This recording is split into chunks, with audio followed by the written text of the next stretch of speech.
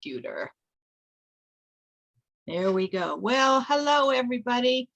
We are doing something a little bit different here on this Fearlessly Feral podcast today. I have a guest with me. Her name is Cindy Hartzell. And am I pronouncing that correctly, Cindy? Yes, you are. Thank you. And I'm going to go through my little spiel here. Welcome to Fearlessly Feral Living. I am broadcasting to you from the Woogie Ranch out here in the back 40 of northwestern Nevada, where I'm a half an hour away from the nearest gas station and the nearest grocery store. This is a podcast devoted to using New Thought principles to ensure successful creative living. Fearlessly Feral is a focused ministry of Centers for Spiritual Living, and we are devoted to a vision of a world in which everyone lives fearlessly feral. In other words, wild and free. We blend spirituality and psychology to work from the inside out to promote successful, wild, and free living. And before I get started with my introduction today, I just wanted to mention that I'm doing a retreat. It's called the Ick to Joy Retreat. It's the fourth one that I have done with Equus Insight. I'm partnering with another horse lady who lives in Washoe Valley, which is 3 valleys over from me. And we are doing a day-long retreat on Saturday, June the 4th. We still have a couple of openings available. So if you are interested in signing up, let me know. You can get more information on my website, which will be in the show notes. So today I am doing something really special, and I'm very honored to be able to feature this special guest today. Some of you might know, if you've listened to my podcast before, you do know that I've had some tiny little issues, which is kind of like being a little bit pregnant, tiny little issues with post-traumatic stress. Now, I've refused to call it a disorder because it's a very real and a valid reaction to shit happening. These issues mainly manifested as anxiety when I was riding my horse or thinking about riding my horse. I searched and searched and searched for someone to help me with this tiny little issue, which isn't really very tiny. And I found Cindy. And I sent her an email and I said, will you come out to my house? And she said, yes. And I said, great, come on out. And we have been working together once a week for about a year or so now. We are bearing missed weeks for weather and other related issues that pop up, but mostly once a week. We have made great progress. I am so grateful to this woman for what she has taught me. And she's got this special blend of horsemanship and coaching that really, really works. And she probably doesn't realize it, but she talks New Thought. She really does. She talks New Thought a lot in our conversations. So I asked her if she wanted to be a guest on my podcast, and she immediately said yes. And we had a preliminary conversation to discuss how we were going to do this podcast and what we were going to say and what we were going to talk about. Well, we talked for over an hour, and the things just flowed. It just flowed naturally. And we came up with 4 different topics. So this is not going to be a single podcast. It's going to be a series. This is the first in a series of 4, and maybe more. We'll see what happens. But today we're going to talk about beliefs. And we're going to talk about how beliefs, in New Thought, we teach that beliefs are the basis for what manifests in our lives. What we believe is what comes true for us. We also teach that beliefs can be changed. Change the belief and you change your life.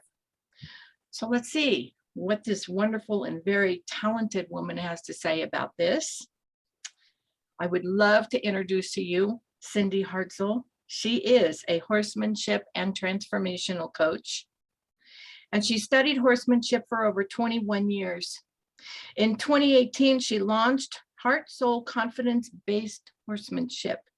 She's a personal and professional transformational coach, and she teaches horse clinics and workshops and retreats and gives private lessons.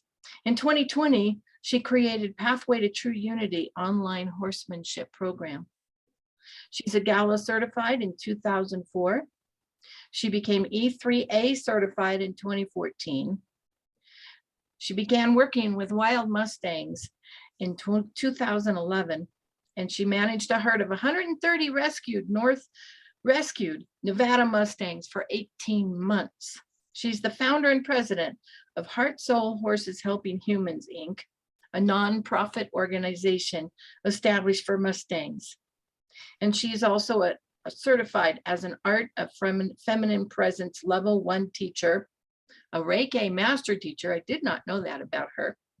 An animal communicator, and she co-owns a veterinary practice with her husband. So Cindy, welcome to Fearlessly Feral. Welcome. And I would love for you to start us off by sharing a little bit more about your personal journey, if you wish, with horses and how they have worked with and for you in your life. And then we can jump into beliefs and how those things work for us in our lives. Welcome, Cindy. Thank you for being here. Thank you so much for having me, Karen. I'm really excited to be here, and I just love our conversations together. They're deep and they're meaningful and they're funny and they're challenging at times, in the sense of we both kind of push each other's belief systems, but that's all good. I have had horses all of my life. I got my first one when I was 11 years old, and horses have saved me on many, many occasions. I had a very traumatic childhood. I was abused sexually, mentally, physically, and emotionally. And being a intuitive, empathic being, all of my life, I leaned more towards animals than I did towards people, because animals are honest and people are not. Their thoughts don't match their actions, and often their words, especially the adults who were given me to raise and care for. And the best thing they ever did for me was get me a horse when I was 11 years old. And that gave me freedom, taught me unconditional love, challenged me beyond belief. I got a little pony named Skagit, a little Welsh pony, and oh my God, I spent more time on the ground spitting dirt first 9 months than I did I didn't have a saddle, so I was trying bareback all by myself. But anyway, I've had them all of my life. They have been my rock. And in 2004, when my teenage kids were out living life, and I was witnessing their friends going through a lot of the same challenges that I had gone through as a teenager. And I remember sitting out with my horses one night, wondering how I could give back to these teens. How could I help? How could my horses help them?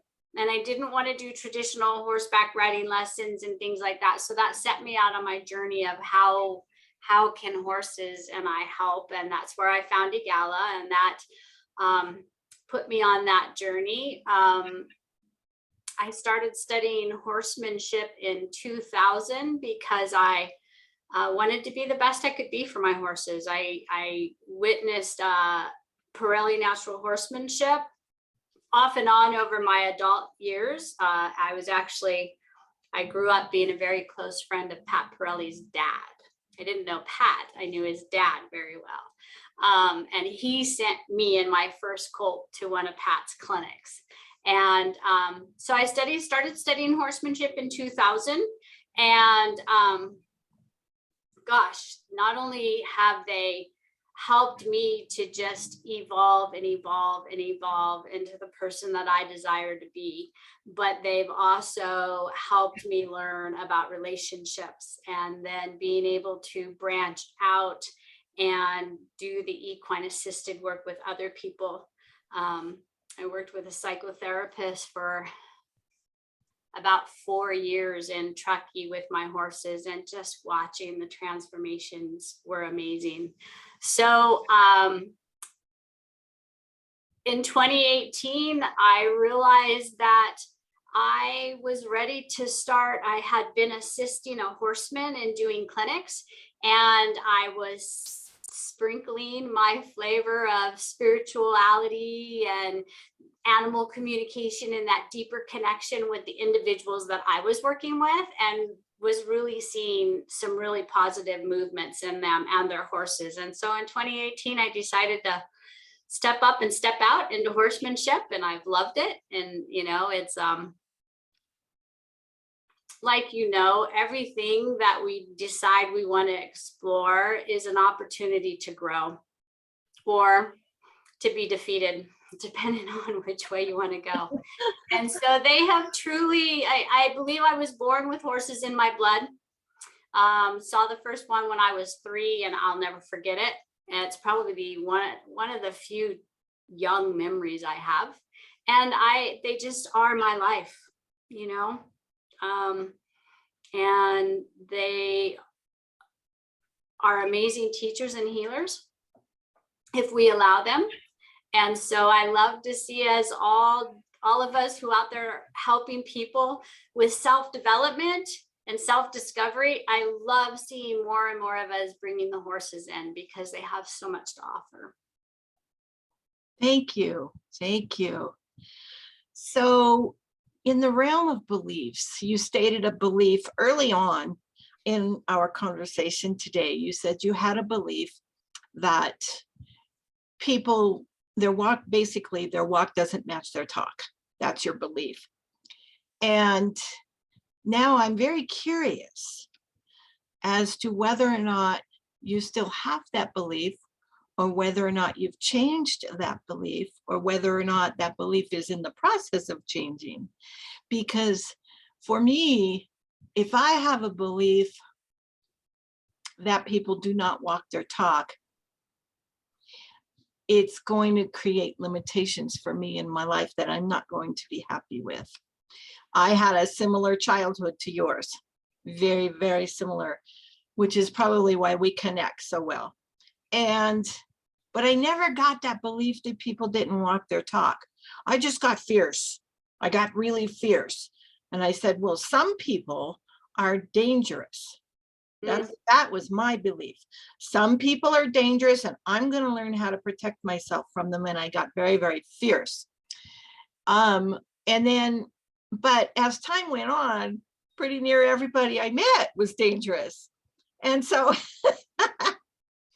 I got lonelier and lonelier and lonelier. And then I had a life crisis, and then I began to change that belief. And I went along merrily for many, many years, realizing that this belief that people were dangerous was something within me that really wasn't serving me very well. It was shutting me off. And not only was it shutting me off from other people, but it was shutting me off from what I like to call the sunlight of the spirit. And that was not acceptable to me. So I did change that belief. Now, lately, the last few years, a little bit of that's been coming back, and I'm having to work with that. And I'm still resting in this belief that people are inherently not dangerous. And what I've learned to do is set boundaries with that. I've learned to set boundaries so that there's more of a balance there. It's not an either or. It's not an either or kind of thing. And so that's kind of where I'm at with that particular belief. But I'm wondering if you want to speak to that belief you voiced. And if you're not comfortable doing that, is there another belief? Because sometimes people don't know what their beliefs are. They're like, I don't even know what a belief is. What's a belief? So I try to describe a belief, and we teach in my neck of the woods that yes, if you have a belief and it's not working so well for you, you can change it. And it probably protected you really, really well when you were young, and you developed that belief to protect yourself. And it worked really well. But as we grow into adulthood, might be time sometimes to release that or change that a little bit. So where are you at with that belief? So, first of all, I think where I want to start with that is, what is a belief? Yeah. A belief is simply something that you have thought over and over and over and over long enough that it becomes true for you in your mind, in your perspective. Or, I believe that we have indoctrinated beliefs from when we're young. We're taught, different things like good girls don't cry. Good girls don't hit, and boys don't cry. And, we are being indoctrinated with beliefs. Black people are bad, white people are better. Geez, we could just go on. But our belief systems start being coded into us from a very small age. And we also begin to develop our own belief systems based on what we keep experiencing over and over and over. Like, I'm a good girl. I'm a good girl when I don't backtalk and give my parent, basically cater to my parents. My dad was very physically scary. And I learned how to be the good girl and get him the things he liked, so that he didn't pick on me, he picked on my siblings.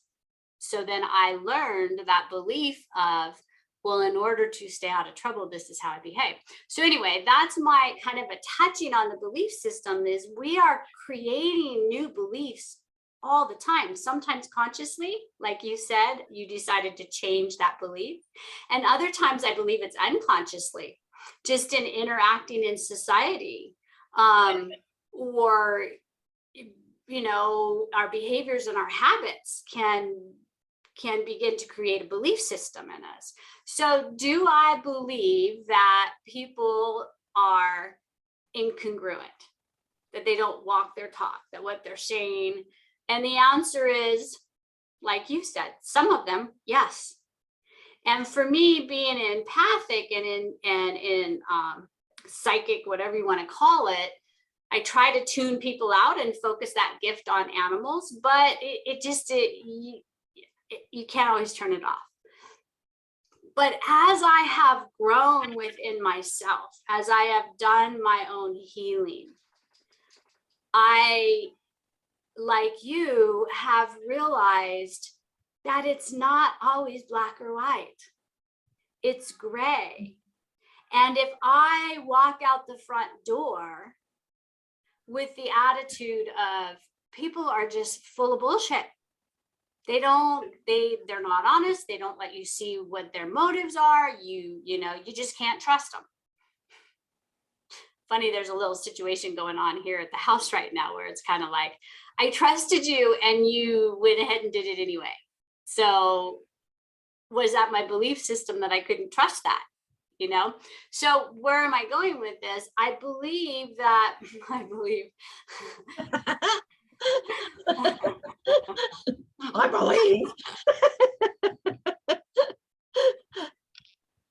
it begins with what we are thinking. If I believe that everybody can't be trusted, then that's what I'm going to see. Whereas if I understand at times all of us are incongruent with what we say and what we feel, so no, I don't hold that belief anymore. I'm choosing to consciously be aware of when it pops up and try to just kind of widen back and ask myself, what am I really seeing here? And what am I feeling about it? And how much is what I'm feeling about it being triggered from past experiences? Because often I will see, when I can kind of just pause and ask those simple questions, I will see that what's really going on in front of me isn't necessarily what I think I'm seeing. Mm-hmm. Yes. So I'm glad to hear that about, beliefs there's a balance there. It's not all or nothing. It's not black and white. There's a gray area there. And in terms of, and I really was grateful to hear you talk about how as I healed, my belief began to change. Mhm. Because in my neck of the woods, I call that as I change who and what I am and how I show up in the world. In other words, I change who I be. Then my beliefs begin to change. Then my perception of what's going on out there in the world begins to change. And in the case of working with my horse, I had to change who I be. And I've had to do that. That horse has taught me so much. My horse, for those of you who don't know, my horse's name is Sunny, and he's my first horse. I didn't start riding till I was in my 50s. I was not around horses when I was a kid. I was out running the streets. I was going crazy being fierce when I was a kid. So I didn't start riding till I was in my 50s. So Sunny is my first horse, and he has taught me so much. And we had a rocky beginning. At first, I was the only person in the barn that he liked. But then we started working together, and then all of a sudden he didn't want to be around me anymore. And I'm like, what's going on here? What's going on? I'd go out to the pasture to get him. He'd run away from me. And I couldn't catch him. And, that's about me. Because horses will reflect back to us who we be. And this is why I love horses so much, because I can go out and be with Sunny and my other horse, my mare, Annie, and be in a certain mood, and they'll look at me and go, yeah, right, we're just going to go over here now. Or I can go out and be in a different frame of mind, and they'll say, oh, look, mom's here. Let's go see what's going on. And, I get the knickers and the whinnies and all that good stuff when that happens. It's amazing to me how they can tell when I'm 50 feet away from the corral what's going on.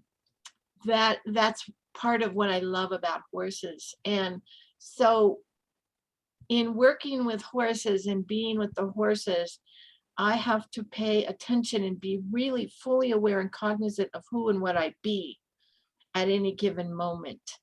And that's invaluable to me. It's invaluable to me. And I'm in terms of my belief about people being dangerous, I never thought that Sunny was dangerous. Yet I still experience some of those symptoms sometimes. Mm-hmm. But I've learned that other horses can be dangerous. And I've learned that if I don't set boundaries, my horse can be dangerous. Mm-hmm. I've learned that if we don't develop a relationship, my horse is like, I don't want anything to do with you. I'm at the other side of the pasture. See you later. That kind of stuff goes on. And so the other thing I've learned from working with my horse is that changing who I be so that I am open to good, healthy communication with this thing called a horse. Mm-hmm. That doesn't really have a lot to do with beliefs, but it started with my belief. So I have a belief that my horse in particular, Sunny, he is good, he's kind, he's gentle. He adores me. He does. Yet he's still a horse. And so I have to remember that when I'm working with him and when I'm riding him and when I'm doing the stuff that I do with him. Mm-hmm. And so those are all beliefs. So the way that you take what's going on with the human, and then you take what's going on with the horse, and you merge these things together to produce something that is so incredibly valuable. And it does, it's some sort of I don't want to call it magical because I mean, it is magical, but it's also, this is valuable stuff, this thing here. And yeah, it does start with beliefs. And you come out and you teach what a horse believes. You teach how a horse believes. You teach how they think. You teach all of that stuff. I can't tell you how many times Cindy and I have been in a lesson and all of a sudden she'll pop out with, you got to get the horse used to having your hands on his feet, because what if he's out what if he gets caught in a fence and you need to unwrap that fence from his foot? He needs to know that it's okay for you to touch his foot. That kind of stuff, just out of the clear blue sky. And I'm thinking, where did that come from? It's wonderful. It's wonderful. So, she shows up to these lessons fully engaged, ready to talk about whatever pops up here, and fully aware of all of the different beliefs and everything else that's going on, all this energy flying around with the horse and with the human that she's working with. And also the belief systems that are coming up into play as a result of that. I attended a clinic once given by Cindy and watched her. I just audited it because I didn't yet have a horse trailer and there was no way to get my horse there. Anyway, I audited this clinic and I watched this interaction and I watched the beliefs of the people that were attending the clinic come out. And I watched her patiently guide them through how they could look at things differently. And I really appreciated that. I really appreciated that a lot. Yeah. The belief thing is just so key for us. Mm-hmm. So key. Yeah. It is. You said several powerful things in there. The first thing that I think I'll come to is you several times said learning to just be, learning to be.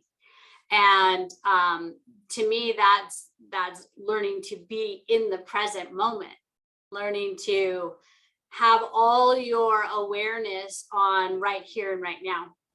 And that's what horses are masters at.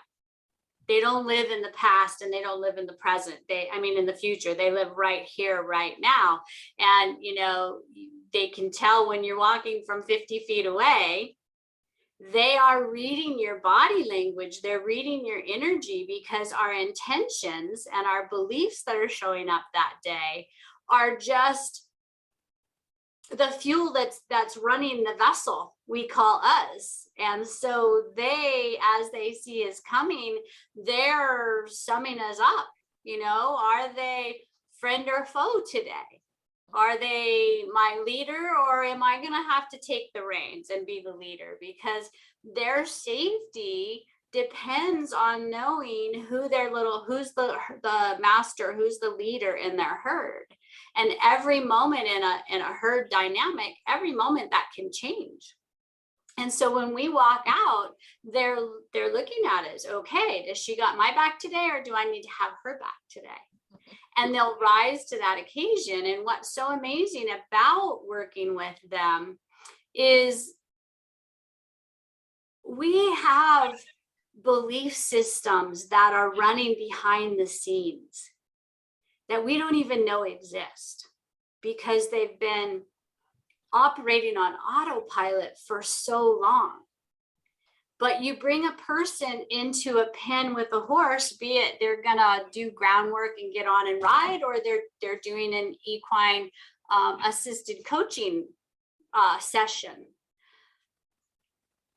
They get in there with the horses, and the horses put them in the present moment because of their sheer size and their energy.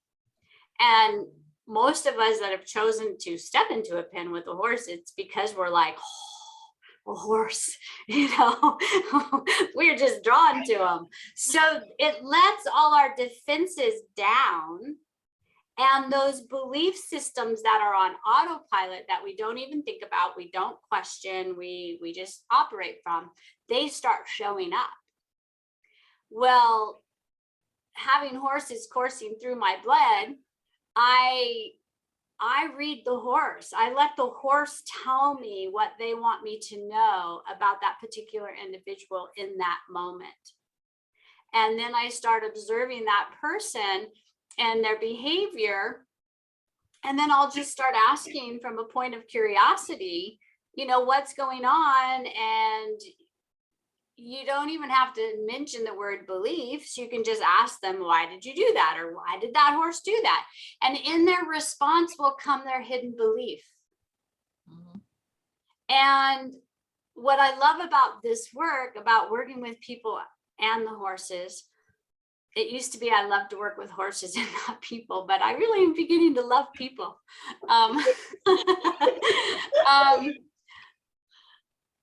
Is we can't change what we're not aware of. Mm-hmm. So part of my opportunity is to help people begin to awaken their awareness. I don't want to point out what I see, what I'm aware of your horse or the horse or you. I want to awaken that awareness through curiosity and questions so that you do the introspection and you ask the questions of self, like, why did I do that? Or, wow, where did that come from? And then you start to discover your own belief systems. And then you get to decide how that serves you, but what I've found about the whole beliefs and working with the horses and having such powerful changes in the presence of the horses is because they help us to be in the present moment, because they're masters at reading their herd. Their lives depend on reading their herd. Mm-hmm. They have no judgment. They have no criticism. So they're just going to honestly give you immediate feedback on how you're showing up. And then you get to talk about it, think about it. Sometimes you're so blown away that you didn't even know that existed, that just learning to breathe and be present with that, the horses will support you through that. They create this nurturing container of, I got you. Go ahead and be with that aha of that crazy ass belief you didn't even know you were operating around. I got you. And other times you're like, oh yeah, that has been driving my ship forever, and I am so sick of it and I don't know what to do with it. Then we can play with activities with the horses. And what I love about the horses is the horses will let them know, oh, that's perfect. Yes, I want to be with you. Let's do this. Let's do that. Or, that's first. And so they teach you how to explore your energy and your thoughts and your beliefs and your feelings. And they're like little barometers. You're getting very, very, very, very hot. Oh, you're cold, cold, cold, cold, cold, So they're amazing. Yes. And I love that you talk about how horses can help us become aware of our beliefs. And as you were speaking, I thought, wow, that's another spiritual practice, because I see spiritual practice as anything we do that helps us become more aware of ourselves. And that I never quite looked at it that way. So that's a really neat awareness to have. Yeah. And a lot of times we are not aware of what our beliefs are, and we have no idea how to figure it out. And then along comes someone like you who says, well, the horse is telling you what your beliefs are. Yeah. Yeah. And I have a question for you. is there anything you do as a practice that helps you to become more aware of what your beliefs are? Besides working with the horses? Are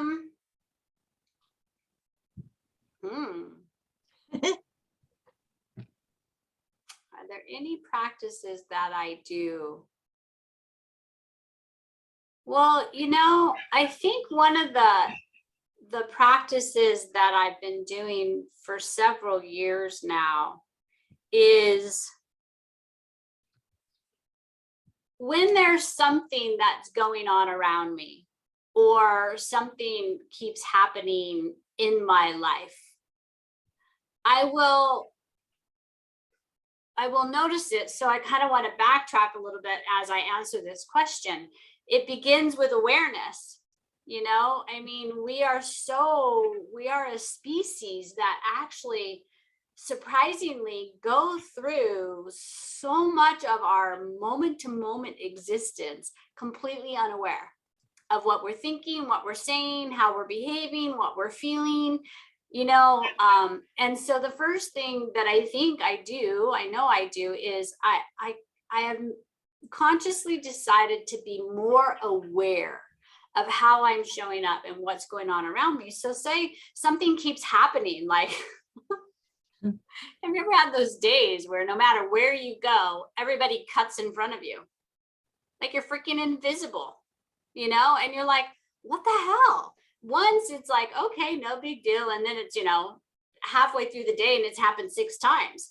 So when I find myself going, what the heck? I will stop and go, okay, I feel like nobody sees me.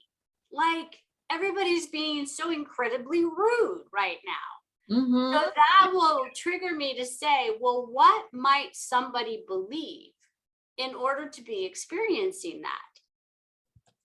And then I'll just kind of get quiet and go, well, honestly, from the moment I got out of bed today, I felt insignificant. I felt unworthy. I felt like I wasn't making a difference in the world or making the kind of difference I want to make in the world. So yeah, that was the energy that was the energy suit. That was the belief system that I stepped out of bed and put on, and I've been going through my day in that. So that is one of the ways that I check in with my belief system, because we have our core beliefs. Those are harder to like really get in there and explore. But then we have those other beliefs that kind of ebb and flow like the tide. One day this flows in, the next day it flows out. Sometimes it stays for a long time. For me, it's when I start seeing, like, even when I'm having a good day, like today's been a phenomenal day business wise. And before we got on this call, I sat down and, got in my center and wanted to be fully present here with you and kind of ask myself, well, wow, what's so different about today? And it's that I am working on my belief system of being absolutely worthy, of having the thriving, purpose-filled business that I'm creating. And I sat before I even got out of bed this morning and sat with that feeling of embodying that. And then it's been, the day's not even halfway over, and it's been incredible. So to me, that's where I play with the belief systems. And as you get used to questioning, well, what am I believing at this moment that makes me think that, or experience that, or see that, or feel that? And so, yeah, that's how I play with the beliefs. And then, like I said, those deeper core indoctrinated beliefs that are playing behind the scenes on auto, those are the ones that are a little bit trickier to get to. They are tricky. Yeah. The worthiness, that unworthiness belief was a big one for me. huge. And they say when we're working with beliefs, they say that awareness is over half the battle. That if you become aware of something, you're over halfway there to changing it and correcting it and coming up with something that works more better, more better in our lives. And I became aware of this unworthiness thing in stages. And yet it seemed I was powerless to do anything about it. And I kept manifesting situations in which I wasn't worthy because I believed I wasn't worthy. And I worked on it and I worked on it and I worked on it. And eventually, the way that it finally totally and completely shifted for me was I was driving down the street, minding my own business. I was just listening to music and driving down the street. Might have been going to the grocery store or something. And in popped and one of those icky, unworthy, you should have and you shouldn't have kind of thoughts.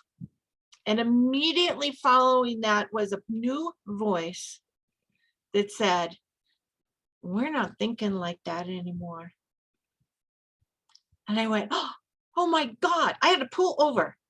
It was such a great aha moment. I had to pull over with the realization that that belief had fully changed for me. And it was like, wow. And you know, spiritual practices, how did I become aware of that belief? And I call them spiritual practices. It's just where I come from and who I am. But they're just practices.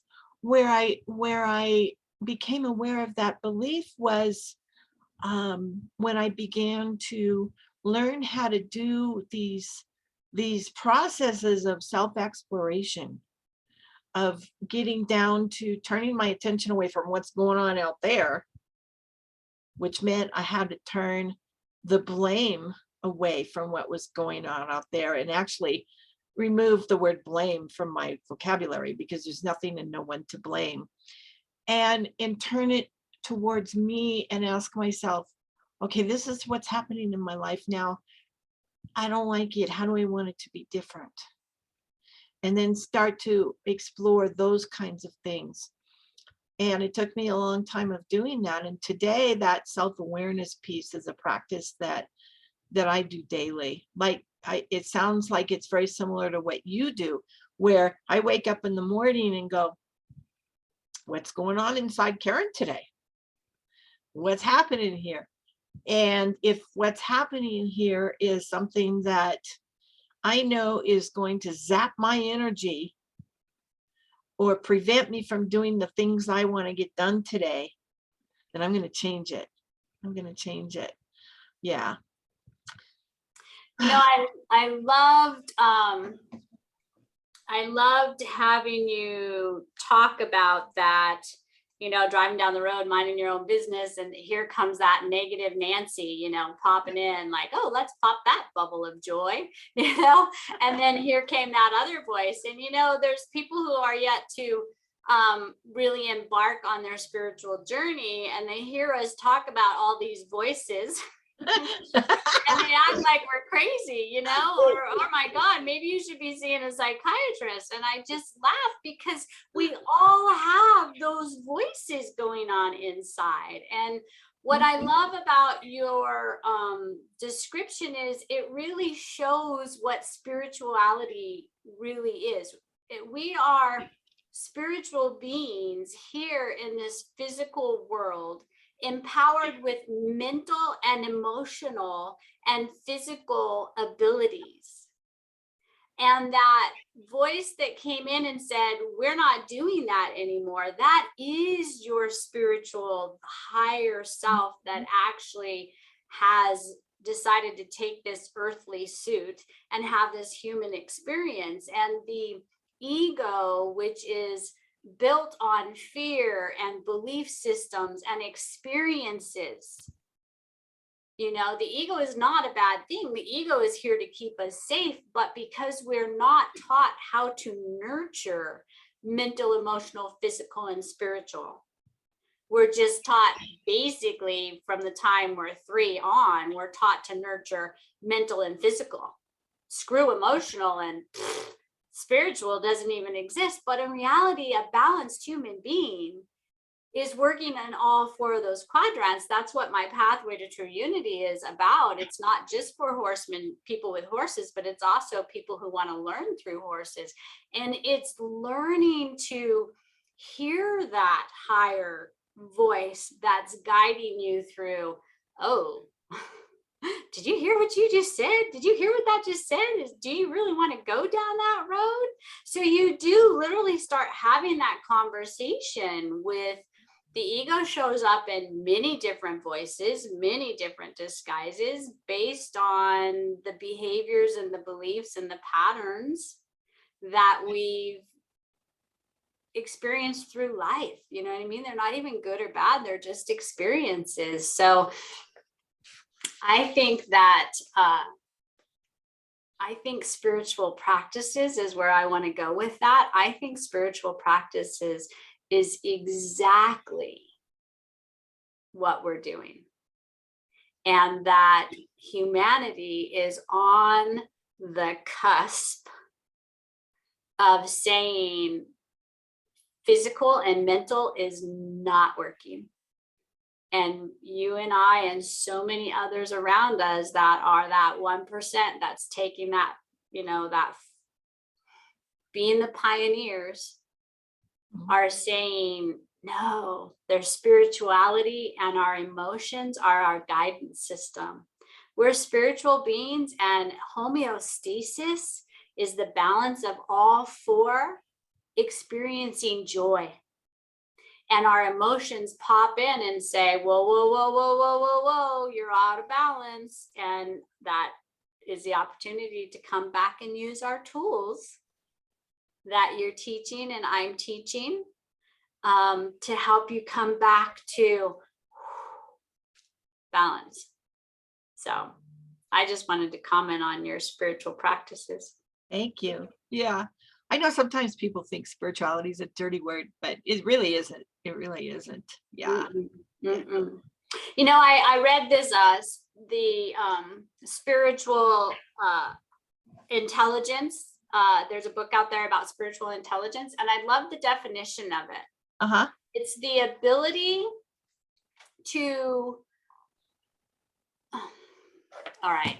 Yeah, I say this to myself every morning. And of course, when I want to share it with another, it's gone. no, just give me it. It's in my phone. So bear with me 1 second, because Yes. I refer to it all the time, because, horses are spiritual beings. Yes. And okay, the definition of spiritual intelligence: the ability to behave with wisdom and compassion while maintaining inner and outer peace, regardless of the situation. That's beautiful. Is that not powerful? And that's very powerful. That an amazing belief? Yes. To adopt in every single thing we do. Yes. Sorry. I was going to say, would you text that to me so I can add it to the show notes when we're done? Yes. And I also wanted to say that I think that is a perfect, because we're almost at an hour here. Crazy, right? I know, this is what happens, guys. This is what happens when Cindy and I get together. We start talking and lose track of time. I think that's the perfect way to end our discussion this morning as well. But you had something you wanted to say. Is it gone? I don't think as much. Oh, what I was going to say is I really, when I first saw this was when I was creating my Pathway to True Unity horsemanship program. Yeah. And I thought, I am going to take this new belief into the arena with every horse I work with. Yes. Can I behave with wisdom and compassion while maintaining inner and outer peace, regardless of the situation? Because you go out with a horse you got you got this plan with the horse, and you get out there and you got to forget all that. The horse has a different plan. Yeah, yeah. Oh my goodness. So I just came up with another topic. We might have to do 5 in our series because we might have to talk about spirituality as well, Cindy. I would love to. I would love to, because you know what? I believe humanity is on the cusp of a big spiritual awakening. Yeah, yeah. And it just, if we could teach some of this stuff to our little ones, in kindergarten through 3rd grade, I believe we would change the world in 4 generations. I believe that we might change it in 1 or 2, but yes, I agree. Yeah. Yeah. Okay. Well, we're going to add spirituality to Yes. forgiveness. We're going to talk about forgiveness one day. We're going to talk about spirituality. We're going to talk about fighting and how we fight back in effective ways, right? And we're going to talk about inclusion. And who knows what'll come up after that. This might turn into something much bigger than either of us dreamed, which is, who would have thought it, right, Cindy? We are open to whatever spirit guides us to do, right? Yeah. All right. Well, I am going to put Cindy's website in the show notes. It is heartsoulhorsemanship.com. You can reach her there. She's also on Facebook, which is how we met. My website is fearlesslyferal.org. Both of those will be in the show notes. I thank you so much for joining us today and for listening. And I do hope that you will come back and join us again when we continue this series. Thank you very much. Thank you, Karen.